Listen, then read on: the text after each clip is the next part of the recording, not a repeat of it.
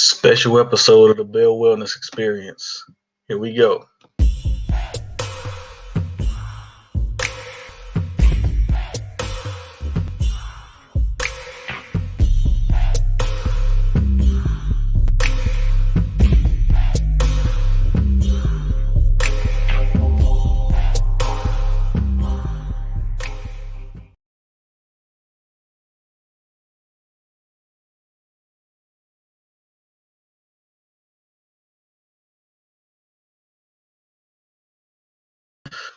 All right, guys, here we go. I got a special guest, Shannon Henrix, Senior Vice President of Clinical Services at Arkansas Children's Northwest. I'm going to go ahead and bring her in.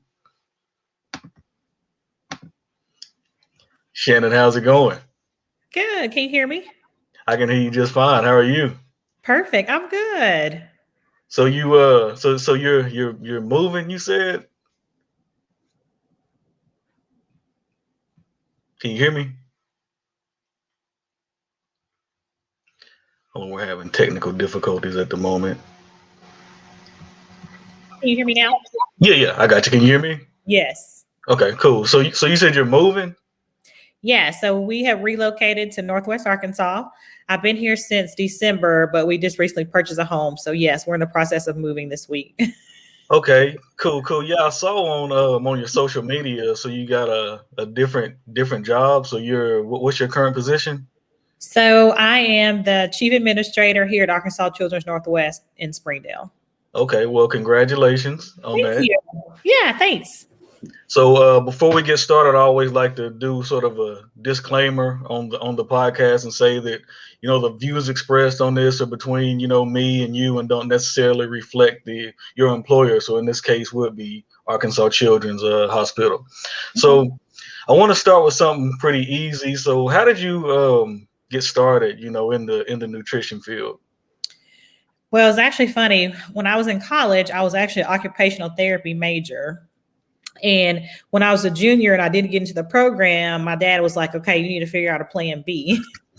Actually, my aunt was a dietitian. And so she kind of taught to me over an entire summer. And I started volunteering at a hospital there in Conway Regional. And that's when I decided to go into the nutrition field. That's funny. That the exact same thing happened to my wife and myself. I didn't actually apply for the occupational therapy program, but literally the same thing. Like went to school for occupational therapy, and then just sort of switched with that. So whenever you get into whatever field you're in, there comes a point in time where you decide you want to go into management or you want to go into leadership. And I've spoken to a lot of people that say they don't want any part of management. They're pretty content with where they are. So how did you decide you wanted to get in management and leadership and stuff like that? Yeah, that's kind of also a funny story. So when I started as a dietitian, I knew going into it, while I love the clinical aspect, I knew that that's not where I wanted to be, forever. And I actually, I worked in a hospital for several years, and then I switched gears and went to work for Cisco Foods. Okay. As you know, that's a food distributor. So I had a unique role there where I wrote menus for nursing homes and hospitals, and then was introduced to like the sales world. So I started doing food sales and just kind of, I guess, spiraled from there. I was through my consultant work. I had someone reach out to me and they were needing a consultant at a local hospital in Little Rock. Okay. Well, I walked in thinking I was interviewing for a position as a consultant, and they offered me the position as a nutrition services director. And wow. Yeah, and so that's not what I was really looking for, but I just kind of walked into it. And, I was young at the time. I think I was 31 and we're walking into a management position. But I was in that position for 8 years. And I think that just kind of started my career path to where I am today. Awesome. So have you always sort of worked in like on the food service like side? Because obviously with nutrition, there's a lot of, different aspects you can get into with sports and community and things like that. So have you always been like in the food service? For the most part, yes. So I started out working as a clinical dietitian, like in a hospital at an adult facility, and then moved into the food service side. And then when I started at Arkansas Children's, I was a clinical nutrition director. So I oversaw the dietitians and our formula lab where they mix formula, for our patients. So yeah, that's pretty much the side I've been on. And how long were you at Children's, the big Children's campus in Little Rock? I was there for almost 7 years. Okay. Yes. Cool. So with the position in Northwest, like how did that like come about? Well, so as I said, I started out as children as the clinical nutrition director. I was in that role for 4 years. Then I was promoted to vice president of clinical and diagnostic services. So in that role, I still had clinical nutrition, but I had 6 other departments. So I had radiology, lab, pharmacy, child life, pastoral care, and social work. So I kind of branched out and had those areas. And then this position became available in Northwest Arkansas, and I applied and was promoted. So yeah, that's once again, congratulations. I haven't actually spoken to you since you moved up there. So this is a little off topic, but about a month ago or 6 weeks ago, we had like a huge snow in Arkansas, and Northwest usually gets snow worse than we do in Central Arkansas. Like, how was it up there during that time? Yeah, it was funny because I think you guys received like 12 more inches than we did. But yeah, I mean, what's so ironic is up here, I thought that they experienced snow more often, but they said that was the first time they'd had a snow like that in probably 5 years. So I was surprised about that. But schools were out for almost a week, or actually a little over a week. But working in a hospital, I still went to work every day, and so it was fine getting around town. Yeah, you're essential. There's no such thing as yes. So how do you like it up there so far? We love it. It's a different change from Little Rock, but the area is nice. There's a lot of people moving into Northwest Arkansas. I don't know if you've read any stories lately, but 35 to 40 people move here every single day. So it's growing like crazy. Wow. We're excited as COVID has died down. Hopefully some of the activities will restart. So my son is active in baseball. So we spend a lot of time at the baseball fields, but my husband's a big Razorback fan. So looking forward to hopefully catching some baseball games this spring and getting some other activities. And there's lots of great trails up here too. So you see a lot of people out walking, biking, running all the time. So just a nice community to raise a kid in as well. Yeah, go Razorbacks. They're in the Sweet 16. I know. It's so exciting. Yeah, it's good to be in Arkansas right now. It is. We had many years where it wasn't. Yeah, absolutely. So how do you feel like because things have changed even, in like the last 5 years with a lot of stuff going on and change for the good, how has being a woman affected you in like, cause you're pretty much in corporate America.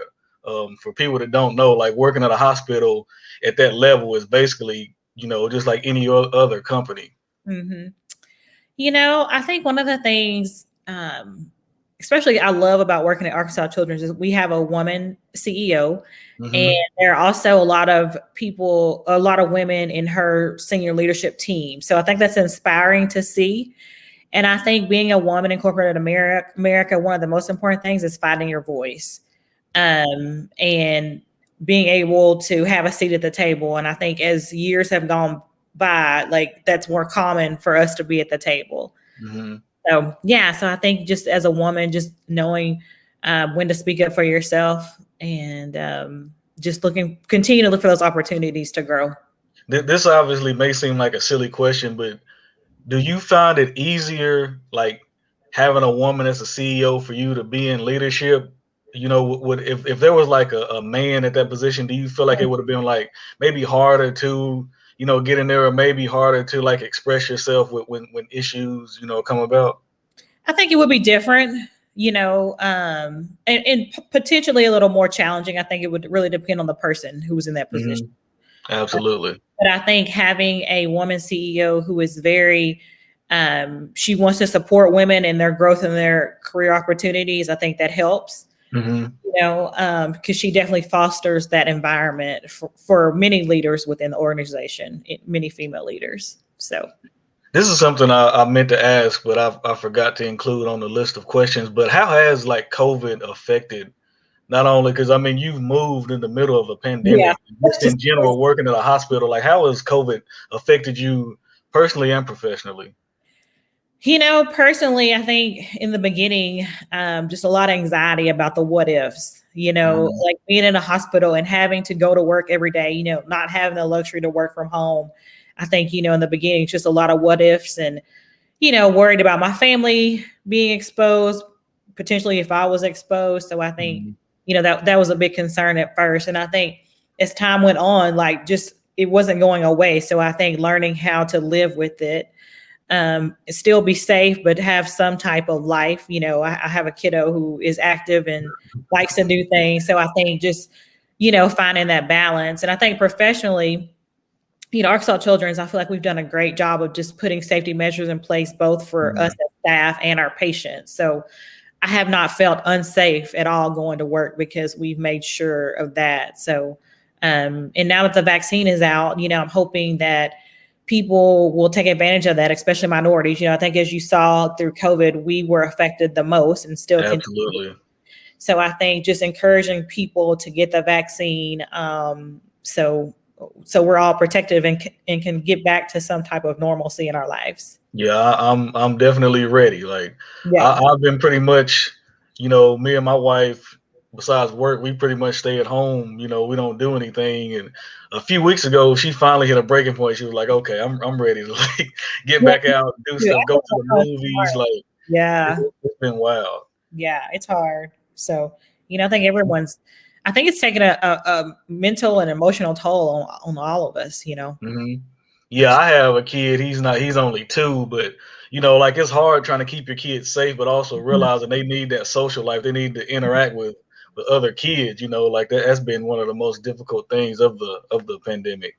Right. And I think, for me personally, me and my husband, we, struggle with the decision about school, but my son has been in school since August and goodness, he has not been exposed that we're aware of, but we made the decision just being the only child, like, he needs an interaction. He's a social kid. So yeah, definitely. Everyone has to make a decision for themselves, but it's definitely hard. Have you had a chance to get vaccinated yet?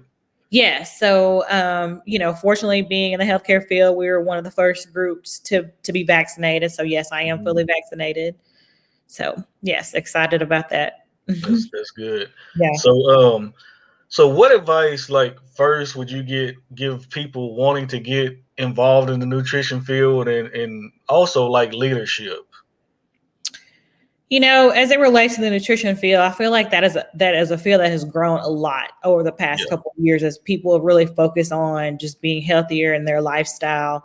And I think if it is something you're interested in, I would suggest finding a mentor. I think that's one of the key things that helped me kind of navigate just the whole path to becoming a dietitian, because it's not easy. And I think also getting work experience, even if it's volunteering. I think that's one of the first things I did before I declared my major, like to see, is this something that I would even really want to do? And so those would be the 2 things that I would recommend for sure getting involved with. And I think my husband's about to walk past us, and I'm sorry. But yeah. So anyways, and I think as far as management, I think I would also recommend finding a mentor and just really trying to identify a path. If there's something you're wanting to do, educating yourself, reading about that particular field, if you think that's something you want to go into. But again, I think really identifying a mentor that's going to help guide you in the right direction, to me, is one of the biggest advantages, I think, to being successful. Cool. What do you think like the biggest difference is between sort of like, and sometimes these words can go hand in hand, but a lot of times they're really different. So like a boss and a leader, like a lot of times, people say like a boss will, put the team down, but a leader will bring the team up. Like, what are your thoughts on that? I mean, that's true. I think for me, my leadership style is I want my team to be successful. And when I say team, it's we, it's not I. And I think sometimes if you have a boss, it's more dictative, I want this and I want that. Whereas a leader, like, you need to support, encourage your team, be there for your team. And if there are barriers that are occurring that you can help break down for your team to be successful. Like, to me, that's a great leader. And, I want to see my team successful. Like, and at the end of the day, it's not about me. It's about, for us, it's about our patients and our families and what we're doing to keep them safe, to get them well. So, just an effective leader is not selfish. They are about their team. And also for me, like, I lead in being transparent with my teams. I think one of the things that has really, I guess, worked out well for me is having this policy of always being open and honest with my teams, not keeping things from them, even when we do have to have hard conversations. And so that's been, I think, a key point of my success as well. That's one of the most important things, I feel like, is being transparent, because you can be transparent with your team and your people and not necessarily come off as mean, because sometimes you need that sort of that criticism, more like if you do mess up on something, you need to be able to be corrected. And I think being transparent, is one of the most, important, qualities you can have, like, as a leader. And I think it's how you approach that conversation with that person. Unfortunately, I've had a lot of difficult conversations, especially in mentoring and disciplinary. And I think coming at that person, just saying, hey, like, we need to talk about this because of this. And this is what I hope to accomplish from this conversation. And at the end of the day, this is for your benefit. So I think it's all about how you approach that conversation with that person too. Well, that being said, do you like sort of approach situations differently depending on the person, because everybody don't take things the same way? So do you like adapt to whoever you're speaking with? You have to. And I think one of the most important things that people don't realize in effective leadership is relationships. And for me, that is important. And I think in the beginning, you have to establish that relationship and really learn, like, how that person ticks and, like, what makes, how you can relate to them. And that takes some time. But I think some people kind of skip that whole relational part and just go straight into the whole dictatorship, or this is how it needs to be done. But I think you form that relationship in the beginning and you won't have to do that. People will naturally want to follow you and work towards a goal if they know the relationship is there and that you're supportive of them. Man, you're knocking it out the park with these answers. You maybe want to relocate to Northwest and come work for you. Hey, you should. You and your family would love it here. Yeah, my wife don't want to be that far away from her parents. So yeah. But so how, because me sitting here, like, I just want to say, like, it's awesome to see you doing all this. I'm proud of you for doing all this. It's great to have, like, representation and stuff like that. How important do you think it is, like, being a minority and, and some people will say, like, a double minority, like in leadership? I did not realize the significance of being in this position, being a Black woman. But I will say that when I was first promoted to my vice president role, I had an African-American social worker walk up to me. I did not know her. And she looked at me and she said, "You give me hope." And I think seeing more minorities in leadership positions does give others hope and think, I can accomplish this. I can do this. And the fact that we do need more minorities in leadership. I have to tell you a funny story. So during Black History Month, Arkansas Children's for the first time recognized MLK Day and Black History Month, which speaks volumes of where we are from a diversity, equity, inclusion standpoint. But on Twitter, they did a post about me being the first Black woman vice president at Arkansas Children's. And my son saw that and I didn't think of anything about it. Well, we were in the dentist's office one day and they were verifying where I work. And she said, "Oh, you work at Arkansas Children's?" And my son piped in and he said, "Yes. Did you know my mom was the first Black vice president?" It was just kind of funny, but it makes you step back and think, like, our kids are watching. Like, so, like, what inspiration for them and others to see, you know what, I can do anything I want. So again, I just think how important it is for us, because sometimes I think it's easy for us to shy away from those opportunities or think we can't do it. And there's no reason to think that. Yeah, so representation definitely matters.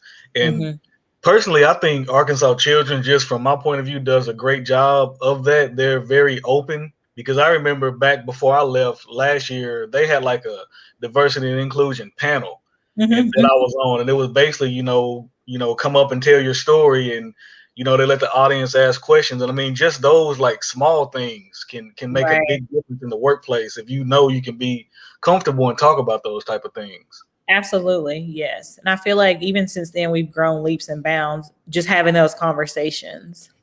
Do So, you feel like, so obviously, um, the world can be crazy some of the things that happens. Do you feel like it's important to like have those conversations with your team? Because a lot of people will, you know, not necessarily politics, but just social issues. They'll sort of like shy away from it. Not that they don't want to talk about it, but they don't feel like it's important. But others will bring that up just to because it is important in some people's right. lives. So, what are your thoughts about that? Well, me personally, I have had these conversations with my team. Again, I lead through transparency. Hmm. And I had a leader who relocated here from Texas. And it was probably one of the first couple of months she was here. And we had this conversation because I think we had activity or something going on at Children's that's kind of sparked the conversation. But we talked about race and what was going on in the world. And, she looked at me and she was like, I would she's like, I never thought I would have this conversation with my boss. Like in my previous position, I reported to a white male. She's like, we would have never had this conversation. So she was like, Hmm. it just makes me feel good that I can have this conversation. So Yeah. again, I think it goes back to transparency and you as a leader setting the tone and your expectations around diversity, equity, inclusion, and just I think years ago we were taught, you don't talk about race or religion at work, Yeah. Yeah. that's kind of been the norm, but I think things are changing. And I think you also have to know your team and whether or not they can handle those Hmm. conversations too. Yeah, and having those conversations, are never is never a bad thing Right. because somebody may just not know about what's going on. Like for example, I'm a male and I understand my male privilege. I Mhm. don't know what it's like to be a woman. So, I work with a lot of women at children. So I mean, just having conversations with them because some things that I see on TV I won't pay attention to, but it's a big deal to Mhm. a woman. I used to tell some of my coworkers like some of the stuff that's going on. I would literally be scared to be a Mhm. woman and like walk outside because it's just stuff can be that crazy. Right. Yeah. And and I feel like there's a lot to learn on both sides of that conversation. So, and I think Hmm. just in being able to be open and willing to learn is important too. Yeah, and I think just like I mentioned, just understanding like your privilege. Like I said, I Right. have male privilege, and I think that's a big deal to understand it. Mhm. Whenever it comes to things like that. So Absolutely. you've accomplished a lot of things, obviously. So what's next for Miss Hendrick? Like what's the next step for you? You know what? Honestly, I don't know. So it's kind of odd. So every step of my career has not been planned. And um, I've told this story. I told this story to HR director once. He told me don't share that story because you should always have a plan. But like for me, every position has led to a different position. I've tried to always keep my open mind and my options open and not be closed or funneled in one direction. Hmm. So, I've only been in this role here for 3 months, and I hope I can be here for a while. There's a lot of growth happening, not only in Northwest Arkansas, but with our hospital and the services that we're going to provide. So, like, I'm excited to be able to oversee the growth that is happening. So, honestly, like, I haven't thought about the next step yet because I'm enjoying this step, and I want to see where this goes, and just again, who knows what may be next, but Hmm. yeah, so that's just kind of how I've done my career. Like I've just gone into one job, focusing on that job, and then opportunities have just kind of not fallen at my feet, but just opened up. Yeah, well, it's funny you say that because working under the HR umbrella, yeah, you have to have a plan for everything. Like you, Yeah, so yeah, telling them you don't have a plan, yeah, that's a conversation that can go down a true. whole another rabbit hole. So Yeah, everything being is honest, going, me being honest. yeah, yeah. Honesty is the best policy Yeah, always. So everything is going pretty well up there in Northwest at that hospital. Everything is. yeah, yeah. Everything's going good, and again, we are looking. to grow. I think COVID has set us back some, but there's a medical office building going up across the street, and we're moving our primary care across the street. So that'll allow for us to grow more in the hospital before we're able to add on to the hospital. That'll still be a few years off, but just excited about the things to come here at Arkansas Children's Northwest. Yeah, that's I mean, because right around the time I was leaving, I mean, things were, set up there, but obviously the pandemic is, ruined everything. Yeah, so. set us back a bit, but not stifled us totally. So are you guys like have you been doing like a bunch of like online like Zoom stuff, or have you guys pretty much been like in office like every day since the pandemic started? So we have been in the office, but most of our meetings are via Zoom. Even if we are all together in the same, hospital, just for safety reasons. I think as more of us become vaccinated, we'll start together small groups for meetings, still masking. I mean, for us, that is not going away, but for the most part, it's been Zoom, Teams, using all the technology. Do you feel like Zoom and those video conference tools have like helped you be a leader? Because now, like if you need to set up like a quick meeting, you can hop on Zoom instead of like getting people together. It's definitely offered flexibility. I think there's good and bad. I think, sometimes communication can be lost, even though like you can see the person. I think when you're used to being around people, it is different. And I think it is challenging sometimes to like, especially if you're giving a presentation, to keep people's attention, because people are sitting at their desk multitasking. So I think, there's a challenge there, but then also it's offered flexibility to be anywhere and still connect with people, And I think especially if you're a working parent, it's offered flexibility for you to be home with your kids if you need to, or, so it definitely has its advantages. Yeah, well, being a working parent with a 2-year-old, I mean, they want to be on screen, so that doesn't necessarily work well for me. How old is your son? He's 9, but he likes to be on the screen too. So I remember one day I was on a Zoom with my CEO, and he comes behind me brushing his teeth. So I think it's also giving people grace. I mean, it is what it is. Kids are going to be kids, so I think it's also taught us to give each other grace. Absolutely. And you said your son likes to play. He's into baseball? Yes. Well, he likes to play every sport, but right now we're big into baseball. So he's on a travel team here in Northwest Arkansas. We did it down in Little Rock too, so we carried that on. I think that really helped with his transition because he was not happy about the move, but being on a baseball team early on kind of helped him make friends and give him something to do. So you're a baseball mom. You're at the park like 8, 9, 10, 12 hours a day. Oh, yeah, not quite that many, but yeah, quite a few. Yeah. Yeah, I got friends that do that sort of thing. I hope my son just wants to play golf and like basketball. Well, my son also plays golf, basketball, tennis. What am I missing? He wants to play football, but I said no to that. But I know I used to think, how in the world do you sit at the ball fields all day? But now I'm that mom, and it is fun watching your kid compete, and just also just being supportive and being there for your kid. There's a couple of times when my husband has been late or had to work or something, and my son, like, where's my dad? Where's my, like he wants us to be there. So yeah. Well, I never was good at baseball. I was always scared of the ball, so that's why I hope my son don't want to play, so I don't have to get out and play catch with him. Right? I know. Yes. Well, Shannon, thank you so much for joining me. I know you're busy. I know you got a lot going on. I mean, you're moving, so husband back there moving stuff. So I don't want to keep you too long, but thank you so much for joining me. Yeah, thank you for having me.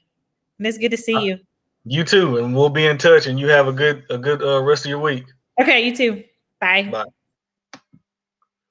That was Shannon Henrix, Senior Vice President at Children's Northwest. If you like this episode, like, subscribe, all that stuff. Follow me on Twitter and Instagram at SirCharlesFit. We'll see you guys for the next episode.